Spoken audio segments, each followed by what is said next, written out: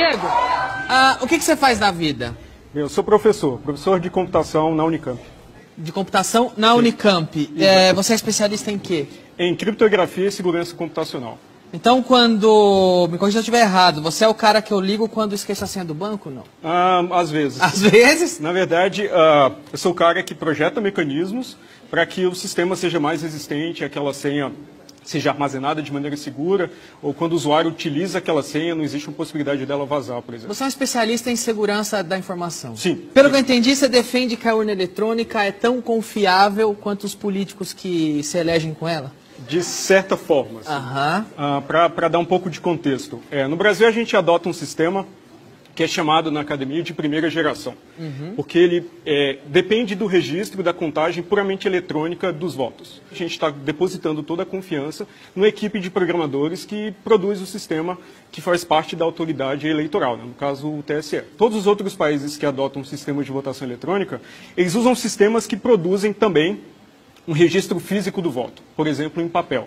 Então, isso permite que você colete esses registros físicos, esses votos, em outra mídia, né, em outra urna, por exemplo, uma urna convencional. E no fim da eleição você pode somar, pode fazer uma apuração para amostragem e ver se o software que está no equipamento está se comportando de maneira honesta. Enquanto era professor da UNB, eu participei de um desses mecanismos de auditoria, foram testes organizados pelo próprio TSE, com uma série de restrições, então a gente tinha poucos dias, a gente teve poucas horas para ver o software de votação e a gente encontrou falhas fundamentais nos mecanismos de segurança desse sistema. Quais são as falhas que você encontrou na urna eletrônica? Certo, então as falhas tinham implicação tanto no sigilo do voto quanto na integridade dos resultados. Então, no Brasil, o sistema deve fornecer sigilo do voto. E é uma responsabilidade da autoridade eleitoral organizar eleições de maneira que o voto seja secreto. E fica fácil saber quem votou em quem pela urna eletrônica? O que nós descobrimos foi o seguinte, executamos um experimento, né? Primeiro tivemos acesso ao código-fonte da urna, né? Que é o que os programadores escrevem, buscamos nesse código-fonte vulnerabilidades muito bem conhecidas já na área, então conhecidas na época há 17 anos, e encontramos uma vulnerabilidade fundamental no único mecanismo que protegia o sigilo do voto. Vou explicar. Quando a gente vota na urna eletrônica, os votos não são armazenados na ordem que eles foram depositados. Então, a urna eletrônica vai armazenando os votos de maneira embaralhada. Exatamente quando a gente vota em papel e as cédulas vão caindo fora de ordem. Para embaralhar e manter o sigilo, você não sabe que o número 1 votou em X, o número 2 votou em X. Exato. Embaralha. Durante os testes, nós descobrimos que reverter esse embaralhamento era muito fácil e dependia apenas de informação pública. Então, a gente conseguiu fazer isso durante os testes, mesmo com todas as restrições, para uma eleição simulada lá, com até 950 votos. Você está me dizendo que não é nada difícil quebrar o sigilo de quem votou em quem? No sistema que nós, na versão do sistema que nós analisamos em 2012, era trivial descobrir em quem o primeiro eleitor votou, o segundo eleitor votou e assim por diante. Sem, no entanto, descobrir quem era o primeiro, o segundo e o terceiro eleitores. Mas essa informação, por exemplo, pode ser obtida por um mesário malicioso que monitora essa informação. Além disso, o sistema de votação também armazena a hora que cada pessoa votou. Então, se você quer, por exemplo, descobrir o voto de uma pessoa importante... Você lê o livro? Você, não no livro, mas em arquivos públicos também, então arquivos eletrônicos. Então, você consegue, pela hora que a pessoa votou, descobrir a posição dela na fila e recuperar com certeza matemática aquele voto específico. Então, é um voto, às vezes, de uma celebridade, de uma pessoa ilustre, um industrial. Por que a urna precisa registrar a hora que você foi votar? Eu não sei. Talvez eles queiram, por essa hora, monitorar quanto tempo, em média, cada eleitor demora votando. Mas aqui de onde eu estou, de leigo, me parece que é muito fácil tirar o horário do voto, por exemplo. Sim. E há 17 anos não tiraram. Então, daqui de onde eu estou, de leigo, me parece que é porque querem deixar uma brecha, um motivo existe para isso. E não me parece que é um bom motivo. É muito difícil separar malícia de incompetência nesses casos, né? Então, nesse caso, o que eu posso concluir é que essa informação não há necessidade, eu não vejo necessidade de registrar essa informação. Bem, era uma característica do sistema que nós observamos. E aí, malícia e incompetência, falou em coisa pública no Brasil, anda junto. Pois é. Adulterar voto é fácil ou difícil na urna eletrônica? O teste com sigilo do voto a gente pôde executar experimentalmente. Então, a gente simulou uma eleição, recuperou os votos em ordem e mostrou que era perfeitamente factível. Desculpa, só pontuando aqui, outro item. Sigilo, facílimo quebrar, segundo os testes. Sim, agora, demonstrado experimentalmente. Manipular o voto, alterar o resultado de uma eleição através da urna.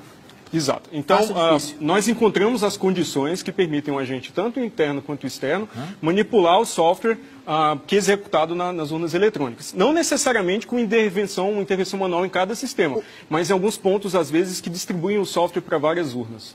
Para quem mais leigo como eu, o que é um agente interno e o que é o agente externo? Um agente interno é alguém que trabalha na justiça eleitoral. Então, tem certa prerrogativa, certo privilégio de acesso ao sistema. Que seria, no caso, um infiltrado de um partido. Poderia ser, sim. Ou do governo, ou de outro partido, que um agente malicioso, um agente malicioso privilegiado, por exemplo. E o externo? O externo seria alguém que, às vezes, ele pode ter sido um ex-programador, um ex-funcionário da justiça eleitoral, mas ele é financiado por um partido político, ele não está dentro da justiça eleitoral. Ele é da máquina ou do governo, ou de outro partido, não é do TSE. É um autônomo, alguém que pode ser pago para fraudar uma eleição. Então, basicamente, o que protege o software de votação, que é instalado nas urnas, país afora, é uma chave criptográfica, é um segredo. Idealmente, a gente deve ter um segredo distinto para cada urna, porque é exatamente a mesma analogia das chaves, né? A gente não tem as mesmas portas, a gente não compartilha segredos de chaves entre portas de casas distintas. Cada porta tem a sua chave. E o que a gente observou é que 500 mil de equipamentos, todas as urnas eletrônicas, compartilham o mesmo segredo. E esse segredo ainda era armazenado de maneira completamente insegura, assim, que, novamente, voltando àquela analogia, remete a você colocar a chave embaixo do tapete, né? E confiar que com uma chave está embaixo do tapete, ninguém vai descobrir que ela está lá. A diferença é que essa chave abre todas as portas, exato, basta não que ela só vaze aquela. uma vez. E foi curioso porque quando essa informação se tornou pública, o TSE publicamente defendeu isso com uma decisão de projeto que fazia sentido. Mas eu não consigo me convencer disso, porque não é razoável contar um segredo, de certa forma, para 500 mil de equipamentos e imaginar que ele vai continuar seguro ou vai continuar secreto. E desculpa, não é um segredo, é o destino de um país. Sim, de fato. Agora, eu como leigo, mais uma vez, daqui me parece que tudo não são problemas difíceis de consertar, são problemas que existem há 17 anos na urna, são problemas que merecem uma satisfação e que ninguém conserta, ninguém dá uma satisfação. Daqui de onde eu estou de leigo, me parece que um motivo por trás tem. Você como especialista, o que te parece? O que eu observei, esses problemas, essas vulnerabilidades não são tecnologicamente avançadas. São coisas que eu ensino para os meus alunos de graduação a não cometer. Estudantes em formação conseguiriam resolver os problemas da urna eletrônica que há 17 anos o TSE não resolveu. Sim, talvez não da melhor forma, né? Mas melhor do que está hoje. As soluções estão nos livros texto, não são soluções tecnologicamente sofisticadas. Assim. O TSE defende muito que a gente precisa no Brasil de um sistema sem nenhum tipo de registro físico do voto. Mas sistemas que não têm esse registro físico, eles também não permitem recontagem em caso de suspeita de fraude. Porque qualquer recontagem vai sempre contar os registros eletrônicos que já podem estar fraudados. Então você precisa de um registro físico conferido pelo eleitor para poder fazer uma recontagem e tentar descobrir se o software foi adulterado ou não, por exemplo. E o que impede de uma urna eletrônica gerar um registro físico ou então de votar da forma eletrônica e também na forma tradicional? Bem, um certo custo adicional, porque você precisa de uma impressora acoplada, uma impressora adicional, né, papel para imprimir esses votos, talvez um pouco mais de logística para organizar essa impressão e essa apuração posterior, porque um pouco de cuidado na implementação, porque esse registro físico não pode ser implementado de forma que o eleitor leve um comprovante do seu voto para casa, porque senão ele pode quebrar, os eleitores podem quebrar com muita facilidade o próprio sigilo do voto ou outros agentes, então precisa um pouco de cuidado. Mas é assim que funciona em todos os outros países. Então, eu não entendo por que o Brasil necessariamente tem que ter eleições menos transparentes. Esses são mecanismos de transparência eleitoral. Então, para citar um exemplo recente, quando máquinas de votar, também de primeira geração, né, com apenas registro eletrônico dos votos na Índia, foram demonstradas vulneráveis, a Suprema Corte de lá determinou que, a partir das eleições desse ano, todos os equipamentos teriam que produzir registros físicos do voto. E no Brasil, o entendimento é o contrário. É que qualquer registro físico do voto ameaça, por algum motivo, quanto mais transparente ficar, pior é aqui. A característica mais importante de qualquer sistema de votação é transparência, as características, né, são transparência e confiabilidade, onde o segundo é um pouco o resultado do primeiro, né? Então transparência talvez seja a característica mais importante. Então essa agilidade nem entra. É desejável, mas não adianta nada você ter apuração ou totalização muito rápida quando você não consegue ter um nível de confiança razoável no que você está somando, né, nos votos que você está somando. Eu queria fazer um outro registro eletrônico seria igualmente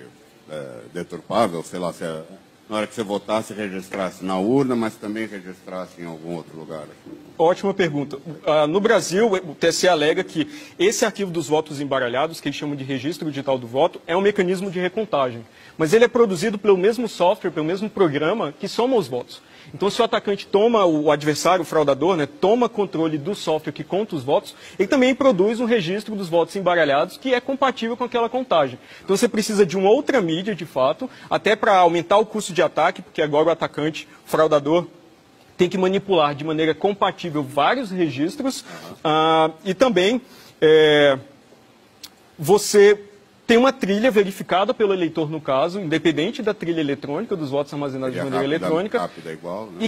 E que tem fraudes também, tem possibilidade de fraude, mas todas elas são visíveis, né? Porque envolvem você subtrair papel, sumir com lona, que eram fraudes que aconteciam na eleição com cédula no Brasil e deixavam testemunhas, né? Uma eleição puramente eletrônica não deixa testemunhas para a sociedade nos fiscais eleitorais. Só precisa de um cara com uma chave para alterar onde ele quiser. Sem testemunhas, ele faz sozinho. Essa foi a condição que a gente encontrou. A gente não pôde testar isso durante os testes organizados pelo TSE, a possibilidade de adulterar o sistema com essa informação, com esse segredo compartilhado, porque não teve tempo, eram pouquíssimos dias, mas também não houve interesse posterior do TSE em tentar montar, simular esse ataque para ver quão eficaz ele seria na prática. E quando você chega no TSE e mostra toda essa falha e mostra como é fácil fraudar uma eleição com a urna deles, o que eles falam? Uma entrevista que eu dei para um portal de internet logo depois dos testes e descrevi de maneira técnica todos esses problemas, a resposta oficial do tribunal era basicamente dizer que a minha atitude era uma ameaça à democracia. Assim, que eu também isso é uma ameaça à democracia. Aparentemente, ou pelo menos o entendimento do tribunal. Questionar qualquer coisa ameaça à democracia. Tá Quando isso é radicalmente diferente da cultura que a gente tem na universidade e na academia, né? Que é